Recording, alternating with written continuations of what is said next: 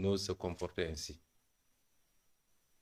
Une situation qu'il faut gérer à partir du moment où le constat a été fait, établi et validé par tout le monde. Par le Sénégal, nos institutions autorisées, l'Inspection générale des finances, la Cour des comptes, le gouvernement, le président de la République, mais également par tous nos partenaires bilatéraux comme multilatéraux. Ça ne fait plus l'objet de débat.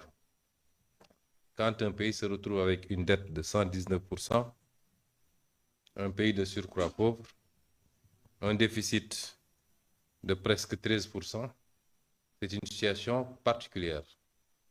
J'allais dire presque catastrophique, car aucun homme politique ne voudrait hériter d'un pays dans cette situation. Ça nous a mis dans des difficultés dans la gestion de ces premiers mois ou de ces 2 premières années de gestion du pouvoir. Et certainement pour quelque temps après, encore.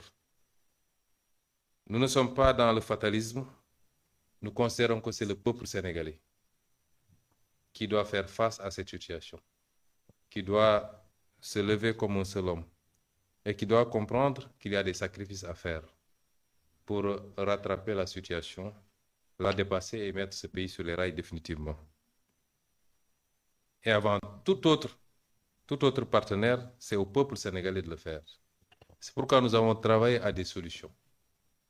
Nous avons travaillé à élaborer un plan de redressement économique et social, qui est un plan qui va effectivement demander un certain nombre d'efforts et de sacrifices au peuple sénégalais.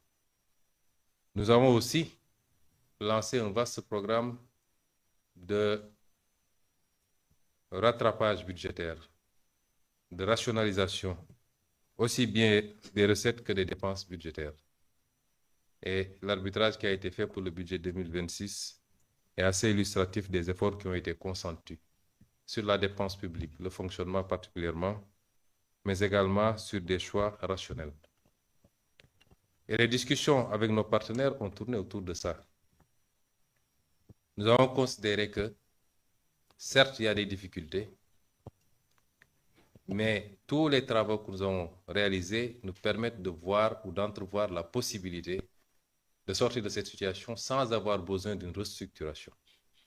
Nous considérons que, de l'analyse que nous en avons faite, notre dette est viable, puisque nous nous débrouillons pour la rembourser depuis 1 an et demi, ou plus, sans aucun programme. C'est vrai que nous nous acheminons vers une échéance assez difficile, avec de grosses souches de cette dette.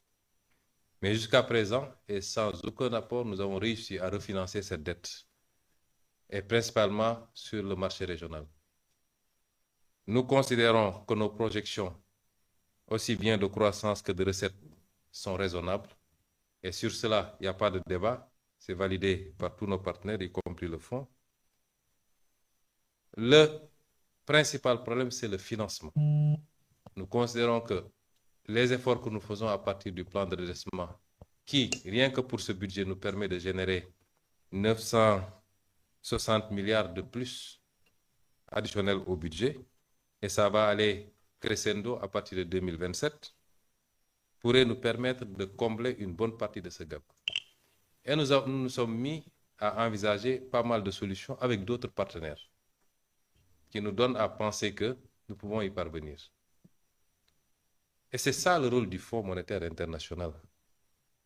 C'est quand les États sont dans ces situations et qu'ils parviennent par eux-mêmes et par leurs efforts à tenir le coup, à faire des efforts substantiels pour continuer à tourner, c'est là où on attend le Fonds monétaire international.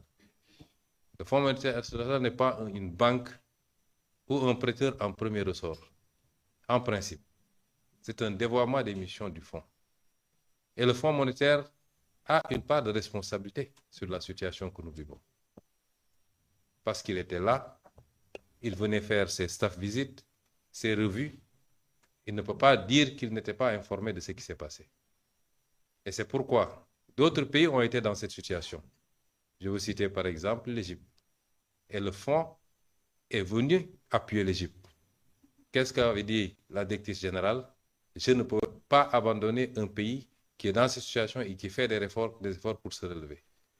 Les indicateurs de l'Égypte n'étaient pas plus reluisants que les nôtres actuellement. Et donc, nous ne pouvons pas comprendre qu'on veuille nous imposer une restructuration dans ces conditions. Ce n'est pas une position d'Ousmane Sonko, c'est une position de Monsieur le Président de la République du Sénégal, du gouvernement du Sénégal, par son Premier ministre, le ministre des Finances, le ministre de l'Économie et tous ceux qui ont une compétence en la matière. Et nous continuons à rester sur cette position. Rien n'a changé entre-temps. Ce n'est pas des déclarations d'économistes ou de quelques autres composantes qui vont nous amener à changer de position. Mais c'est un partenariat. Chaque partenaire en tire les conséquences qu'il voudra. Mais la position officielle, c'est qu'on ne veut pas de cette restructuration. Je vous remercie. Merci beaucoup, Monsieur le Premier ministre. El Mokhtar Ould Ndiaye. Merci, Monsieur le Premier ministre Ousmane Sonko. Mesdames, Messieurs.